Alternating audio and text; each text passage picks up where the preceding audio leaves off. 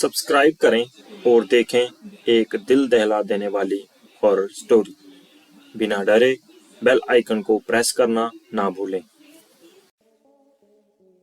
रोहन का घर पुराने शमशान के पीछे था और उसके घर की छत से वह अच्छे से दिखता था। वह रोज उस शमशान को पार करके ही अपने काम पर जाता था।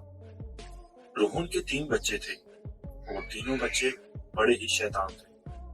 बड़े बेटे का नाम वीरू और छोटे बेटे का नाम जय और एक छोटी बेटी रीमा भी थी। एक बार गर्मी की छुट्टियों में वीरू, जय और रीमा तीनों मिलकर रात के लगभग 12 बजे एक रूम में ट्रुथ और डेयर खेल रहे थे।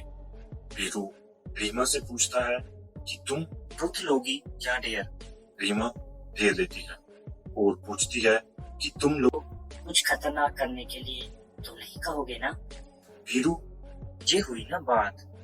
तो जाओ अब छत पर से घूम कर आओ और छत पर रखे गमले में से फूल तोड़कर लाना होगा, तभी हमें पता चलेगा कि तुम छत पर से होकर आई हो। रीमा, छत पर से तो शमशान दिखता है।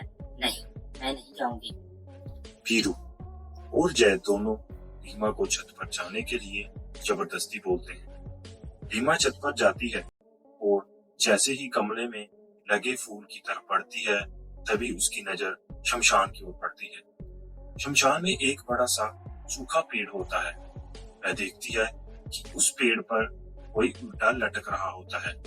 रीमा उसे देखती है और जोर से चिल्लाती हुई बेहोश हो जाती है। फिर जब रीमा बहुत देर तक छत पर से नहीं लौटती है, तो वीरू और जय दोनों डर जाते हैं और वह छत पर जाकर के देखते हैं तो पाते हैं कि रीमा बेहोश पड़ी है। वो तुरंत रोहन को बुलाते हैं और सारी बात बताते हैं। रोहन, तुम तीनों को ऐसा खेल खेलने की जरूरत क्या थी? वीरू, तुम तो जानते हो उस शमशान के बारे में कैसी कैसी खबरें आती हैं, फिर भी तुम रीमा को रात में छत पर जाने के लिए क्यों भेजा? वीरू, सॉरी डैड, मुझसे गलती हो गई। अब आगे से ऐसा नहीं करेंगे। रोहन, और फिर कभी दोबारा ऐसा काम किया तो तुम दोनों को उसी शमशान में छोड़ आऊंगा। अच्छा रीमा बेटी, ये बताओ तुमने वहां ऐसा क्या देखा जो कि तुम वहीं बेहोश हो गई? रीमा सहमी हुई हालत में रोहन को सारी बात बताती है कि उसने क्या देखा।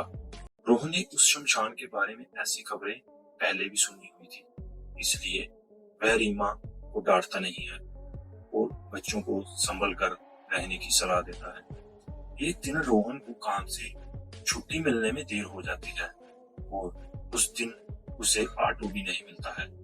वह पैदल ही घर की ओर चल पड़ता है। इधर जय और वीरू दोनों आपस में बात करते हैं। वीरू, यह तुम्हें क्या लगता है? रीमा ने जो कहा वो सच है? मुझे तो लगता है कि वो सिर्फ बातें बना रही है। वो उसका भ्रम होगा। जय, अरे नहीं भाई, तुमने उसकी हालत नहीं देखी? एक दिन भी और रुकने के लिए यहाँ तैयार नहीं है। मुझे लगता है कि उसने सच में कुछ देखा होगा। वीरू, चलो हम शमशान में जाकर खुद ही देख लेते हैं। जय, अरे भाई, तुम पागल तो नहीं हो गए हो? मुझे अपनी जान बहुत प्यारी है। मैं कहीं नहीं जाऊंगा और तुम भी मत जाओ। जय के मना करने के बावजूद वीरू नहीं मानता है और वह अकेला ही शमशान की ओर चल देता है। शमशान का दरवाजा खोलता है और अंदर चला जाता है। वह उस पेड़ की ओर भी देखता है जिस पर रीमा को उल्टी चीज दिखी थी।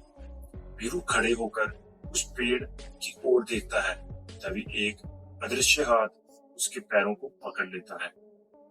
वीरू डर जाता है और जोरों से चिल्लाने लगता है, बचाओ, बचाओ, छोड़ दो मुझे, मुझसे गलती हो गई। मैं फिर कभी यहाँ दोबारा नहीं आऊंगा। वहाँ काफी शमशान इकट्ठे थे। उसके साथ एक और शमशान था, उसके ऊपर खून लगा हुआ होता है। वह अदृश्य हाथ वीरू को खींच कर लाते हैं और उस शमशान में धकेलने की कोशिश करने लगते हैं। वीरू चिल्लाता है, छोड़ दो, मुझसे गलती हो गई। मैं फिर यहाँ कभी नहीं आऊंगा। मुझे मत मारो, मुझे जाने दो। रोहन काम से पैदल घर पहुंचने वाला ही होता है। जैसे ही वह शमशान से गुजरता है, उससे वीरू की आवाज सुनाई देती है। रोहन,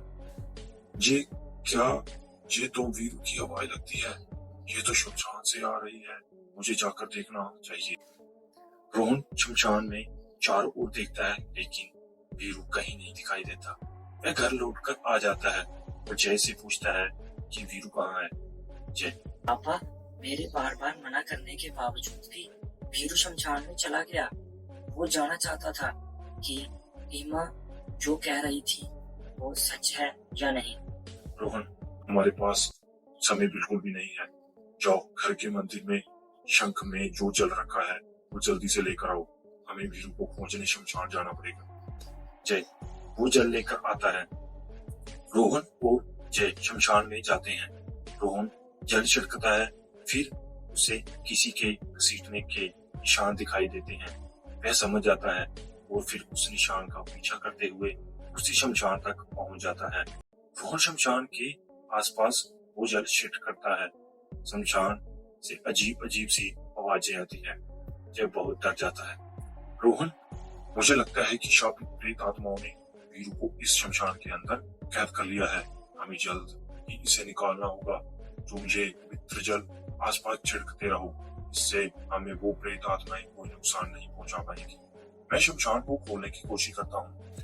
रोहन उस शमशान को खोलने की बहुत कोशिश करता है। अंत में वह शमशान खुल जाती है। उसके अंदर वीरू लगभग बेहोश पड़ा होता है।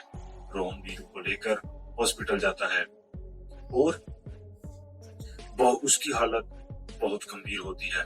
उस दिन के बाद रोहन उस घर को छोड़कर हमेशा के लिए दूसरे घर में अपने पूरे परिवार के साथ रहने चला जाता है।